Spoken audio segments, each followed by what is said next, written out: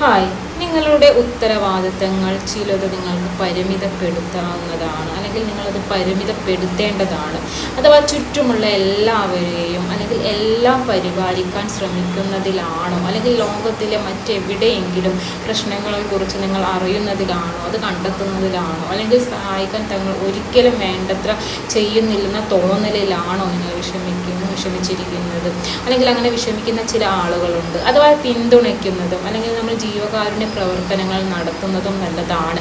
പക്ഷെ അമിതമായി ചെയ്യുന്നത് നിങ്ങളെ അസ്വസ്ഥതയോടെയും നിരാശതയോടെയും അല്ലെങ്കിൽ ഒരു ശൂന്യതയിലേക്ക് മാറ്റുമെന്നതാണ്. അഥവാ നിങ്ങളെപ്പോലുള്ള മറ്റുള്ളവർ അവർ തിരിച്ചറിയുന്നതിനേക്കാൾ കഴിവുള്ളവരാണെന്നും എല്ലാ ഘട്ടങ്ങളിലും നിങ്ങൾ എല്ലായ്പ്പോഴും എല്ലാവർക്കുമായി ഉണ്ടായിരിക്കേണ്ടതില്ലെന്നും സ്വയം ഓർമ്മിക്കാൻ ബോധപൂർവമായ ഒരു ശ്രമം നടത്തുക എന്നതാണ്. അഥവാ എല്ലാം സ്വയം പരിപാലിച്ചു പോരുന്ന ആളുകൾ, ഉദാഹരണത്തിന് താലോലിച്ച് വളർത്തുന്ന കുട്ടികൾ അല്ലെങ്കിൽ മുതിർന്നവരുടെ ലോകത്ത് പ്രവർത്തിക്കാൻ വേണ്ടത്ര സജ്ജരല്ല എന്ന് നമ്മൾ കരുതുന്നു. അതായത് ചിലപ്പോൾ സഹായിക്കാതിരിക്കുന്നതാണ് നിങ്ങൾക്ക് അവർക്ക് നൽകാൻ കഴിയുന്ന ഏറ്റവും മികച്ച സഹായം എന്നതാണ്.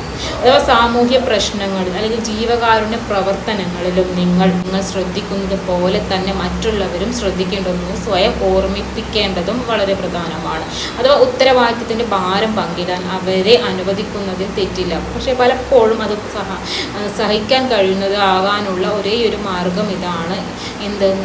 നിങ്ങൾ കരുതുന്നത് നിർത്തണമെന്നല്ല, മറിച്ച് നിങ്ങൾ ചെയ്യുന്ന കാര്യങ്ങളിൽ അഭിമാനിക്കുകയും അത് പോരാ എന്ന ആശങ്ക അവസാനിപ്പിക്കുകയും വേണം എന്നതാണ് ഇതിലൂടെ നിങ്ങൾ ചെയ്യേണ്ടത്. അഥവാ നിങ്ങൾക്കായി ഒരു പരിധി നിശ്ചയിക്കുക.